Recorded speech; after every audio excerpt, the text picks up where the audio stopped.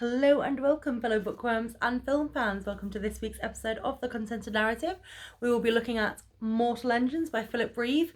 It was written in 2001 and then it was adapted to screen in 2018. Now, as usual, I'll be looking at three things: how good is the book, how good is the film, and of course, how well does the film take from the book. So let's start off with the film. So, I thoroughly enjoyed this film. It's a good dystopian, steampunk, future ravaged kind of sort of genre, and it's cast really well. I find that the cast of a film really can make or break it for me. I love the way it looks. I love when you see Britain as a movable city. I love how you see all like the little Ravager cities. I love how, you see it like, especially in the film. Obviously, they don't have it in the book, but in the film, when it's like, you don't want to upset the old gods, and it's literally 3 minions. I'm like, yeah, that's probably about right. And honestly, you can just lose yourself in the narrative and you don't even realise that you're kind of watching it. And when it reaches the end, you're kind of like, oh, have I really just kind of like watched like a 2-hour film there? But it is enjoyable. It really is. And like, I love the like way that they interact with each other, like the characters interact with each other. I like the villains, I like the good guys. I like the fact that Robert Sheehan, the main guy, he sort of has this whole belief, but then as he goes through, he's still trying to hold on to this old belief, but then he sort of sees it when it's being shaken to the core, and he doesn't just break down. He then kind of adapts himself, but he still holds on to what he believes in, which is really good. The fact that as well that the character arcs for all of the characters are very good as well, because you see how they are at the beginning. And Hester is like someone intent just on revenge, and then she opens up her heart to Tom there, and then you've got Shrike, who's like a resurrected man. He only wants to save Hester more trouble, but then when he realizes that Hester has in fact fallen in love, he then sort of goes, oh, that's fine, carry on your way, be it. And it's so sweet and it's lovely.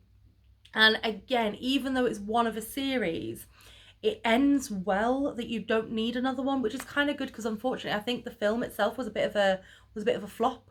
So I don't think we will be getting a second film. But it ends so that it concludes what it's supposed to. And they grow enough for it to be believable, because when sometimes they get character arcs as well, you sort of like start off as like an absolute villain, and then by the end of the film they're the hero, but there's no obvious progression as to why they've become the hero, whereas you see the character arcs, but they've still got some of their old traits, but it's enough for you to go, oh yeah, I can see that. So the film gets an 8 out of 10 for me. It is a very good film, and it's beautifully set. The book, a nice easy read, young adult fiction, so there wasn't a lot of emphasis on relationships between people, which is really good, because I find that detracts sometimes from stories when I'm reading them, when they go into details about like steamy scenes, as it were. And this is why I like sort of like the young adult books, because there's none of that, and it's just nice straightforward storytelling. It's got good characters, it's got a very interesting plot. I love how you see each character with their own motivation, and it isn't based around just adult relationships. Their motivation is, you've got revenge, you've got belief, you've got bettering yourself, you've got becoming the best that they can be, and it's just nice to read that kind of thing in books. Because four of the main characters are under the age of 16. Which is one thing that I will mention, is in the film they seem sort of like 18, 20. In the book they're all kind of under the age of 16, but I can understand why they changed that for the film. Also, I love, despite what they go through, that each character in the book has the realistic expectations of a response, so that if this happened to you in real life, you turn around and go, that's actually how I would react. Like, you wouldn't turn around and go, oh, suddenly they've jumped up and whatever. If you've incurred a wound, that wound is bothering you until it's healed. And they do that really well, because it does keep popping back to little things, and you're like, it's genius, absolutely genius. And again, this book resolves itself as well. So as I said, this is a book in a series, but it resolves itself so that you don't feel the need that you have to read the second book, and you don't have to read the rest of the series. I probably will give it a go because it was a good read. It was enjoyable. It wasn't fantastic. It wasn't, oh, I couldn't put it down kind of book. It was good. It was enjoyable. It is what it is, basically. And honestly, I probably would continue with the series, but it gets a 7 out of 10 for me because, as I said, it's a good book and it's an enjoyable book, but it wasn't I can't put this down, oh my god, like have to finish the next chapter kind of book. So plot. So the book starts with the City of London chasing after a slightly smaller town, and we meet Tom, 15 years old, and he's an apprentice in the museum. Now the film starts in a similar way, but we first meet Hester, who is on the chase town, and Tom and Hester, are probably around, as I said, 18 to 20 years old. Now in the book, Tom seems to love the chase of running down a town. In the film, he's showing around Catherine in the museum and doesn't seem really bothered by it. He seems kind of above this whole chasing down the town kind of thing. But in both, Tom ends up on gut duty, which is searching the belows for old items brought aboard by the catch so that he can put them into the museum. Now, in the book, it's because he ends up in a fight with someone higher up, but in the film, it's because he gets demoted for being late. But in the book, so he heads down to the gut by himself. In the film, Catherine takes him down, as otherwise he would lose out, as it were. And in the book, Valentine, is the head historian, and in the film, he's only second to the mayor, and he runs the town. Okay, sorry, this bit of hair was just pissing me off. I'm just going to have to do that there. So in the book, and we now meet Catherine and her pet wolf called Dog. Yeah, she has a pet wolf called Dog.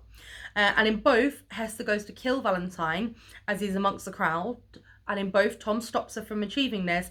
Tom then chases her through the bowels of London. She gets away, falls through the thing, but not before saying that Valentine's the cause of her scar and that Valentine's killed her parents. I say parents in the book, but parent in the film. So in both, there is that idea that maybe Valentine is her dad.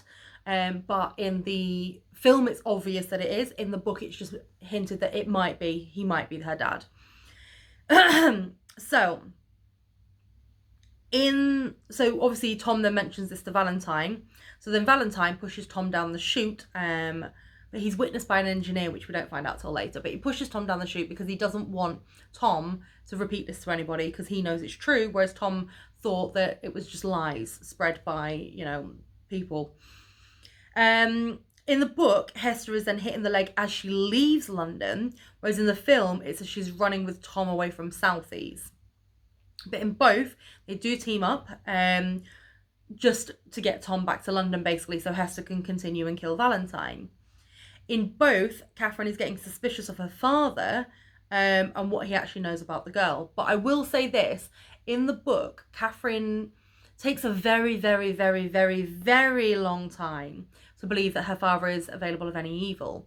And I think this is because she is 15 in the book, and obviously it's her dad, whereas in the film, it's almost instantaneous that she doesn't trust him. So in the book, the Lord Mayor knows about Medusa and Hester, but in the film he's kept in the dark, so he knows none of this. In both, Hester and Tom get picked up by a couple onto their moving home, and then that couple trap them by drugging their food to sell them to slaves. They seem to be slowly gaining a bond between them, do Hester and Tom. Now, in the book, the Lord Mayor sends Shrike, who is a resurrected man, after Hester as he's kept in London and being experimented on.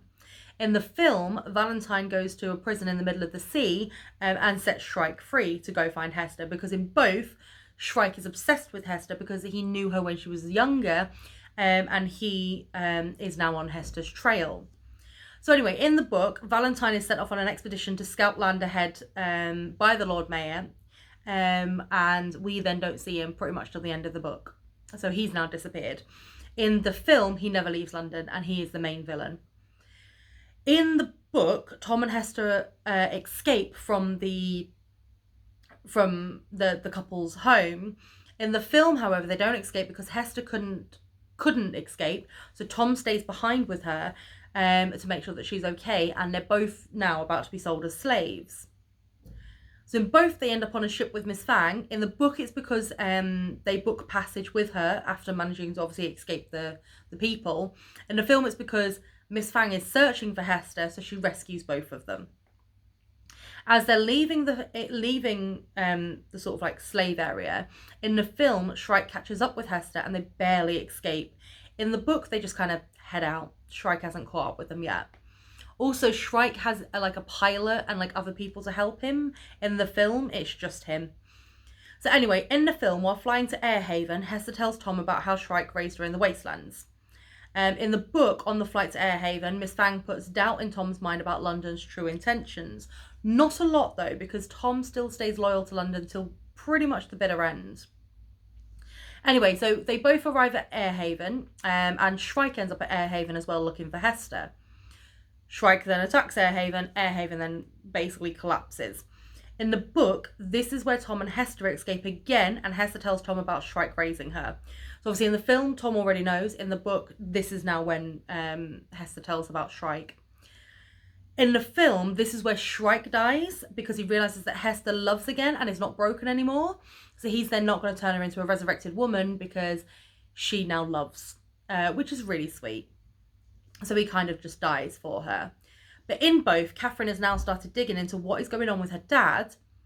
In the film, she has the help of an engineer right from the beginning. In the book, she doesn't get the help from the engineer quite until a little bit later.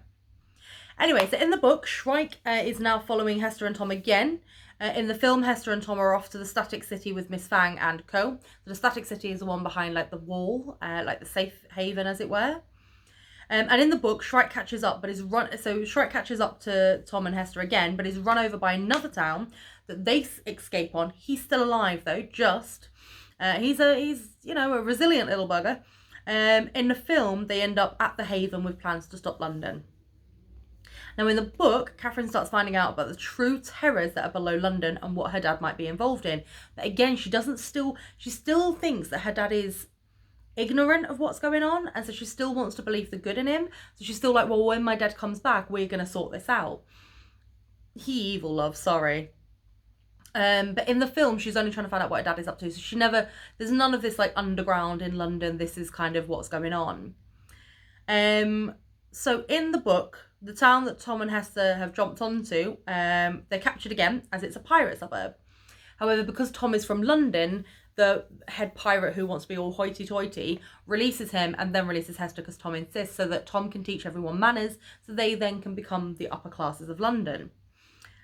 Now in the book, London is a lot more dire than shown in the film, with prisoners being worked to death and resurrected to be creatures like Shrike, and all the top people are involved. In the film, only a select few seem involved, and Medusa's really only the main plot point. There are no prisoners. But in both, Catherine is now teaming up with the engineer to make more sense of what is happening. As I said, she still believes that her father is innocent. So in the book, the pirate town has run aground, and Tom, Hester, and the remains of the town are still trying to take Airhaven. Because what's happened is they've then gone into like this sea. They're then attacked by people. They're run aground, and the pirates have had to abandon ship. So they're still trying to attack Airhaven, which has landed on this bit of land. In the book as well, there's a bigger town. So in the book as well, there's a bigger town that's coming upon London as well, which is worrying everyone. We don't ever see that in the film. But in the film, we then see Medusa is finally ready to work, and Valentine has now steered London towards the haven of people behind a wall. Now in the book, Catherine and the engineer blag their way to a meeting in disguise to find out about Medusa. In the film, they break into the church to find out about Medusa. So Catherine and the engineer now know about Medusa, but it's because they blag their way in the book, but in the film they kind of break into the church to see it. So Shrike catches up and kills the pirate, but then he is deliberately killed by Tom. And in both, Medusa is used, but in the book it's on a town that has been following London. In the film, it's now on the wall where the settlers are. So we get sort of like a preempt on a town in the book, but in the film it's straight away on the wall.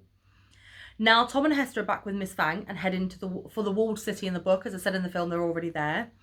But now finally in the book, Catherine understands that her dad is a real villain. Finally. Now, in the film, Valentine is on London as it strikes, but in the book, he's acting as a spy in the walled city, where he destroys their whole fleet of ships. Now, in both, Valentine ends up killing Miss Fang. In the book, it's on the wall as they fight. In the film, it's at St. Paul's in London. In both, however, Catherine then confronts her dad, but in the book, it's before London uses Medusa on the walled city. In the film, it's after. In the book, Catherine and the engineer have a bomb to destroy Medusa, but in the film, it's Hester with a kill switch that her mum gave her when she was little, and her mum was then murdered by Valentine. So anyway, in both, Tom then drops Hester on London and is in control of Miss Fang's ship. Hester is now hunting for Valentine. In the book, Valentine seems like a coward and he's controlled by the mayor, but in the film, he's the main villain and he is in his own right, and he even kills the mayor as well. So the engineer is killed while trying to help Catherine destroy Medusa in the book, but not in the film. In the film, they live happily ever after. In the film as well, most of the Anti-Traction League that are helping Hester destroy Medusa are actually killed. In the book, Hester is captured and is about to be killed when Catherine jumps in front of her and is stabbed by Valentine. She then stumbles and hits the keys on Medusa, which then creates internal combustions and it destroys it. Now, in the film, none of that happens. Hester enters the kill switch after Medusa has been used twice already on the wall. In the book, Hester helps Valentine remove Catherine from St. Paul's. And in the film, she chases him to the airship to do the final confrontation. So in the book at this point, Hester is helping Valentine to save Catherine. In the film, Hester is basically now hunting down Valentine to kill him. So, in the book, Valentine helps Hester escape to the airship with Tom waiting as Catherine dies in his arms. In the film, Hester ends up killing Valentine and setting off into the distance on the airship with Tom. Now, the book ends with London imploding on itself because of Medusa, but the walled city is safe, and Tom and Hester fly off together. The film ends with the remainder of London residents reaching out to the walled city to live peacefully. So both narratives do start very close, and then they just kind of go on their own paths. Obviously, the book has many added extra bits, which I can understand why they cut out for the film. Obviously, the film changed the characteristics, they changed the villain, they changed the ages, they changed kind of like what's pushing them. And obviously, London is fully destroyed kind of at the end of the book, but at the end of the film, London is still kind of there, but just doesn't have an engine. They're both good in their own right, but in regards to plot, I think it'll get a 4 out of 5 for me because there's not much that they kind of kept the same. But obviously, this is my own opinion. If you agree or disagree with anything that I say, please do leave it below in the comments. Don't forget to click subscribe so you're alerted when the next video comes out. Thank you very much for the continued support. And until next week, remember to always keep it contento.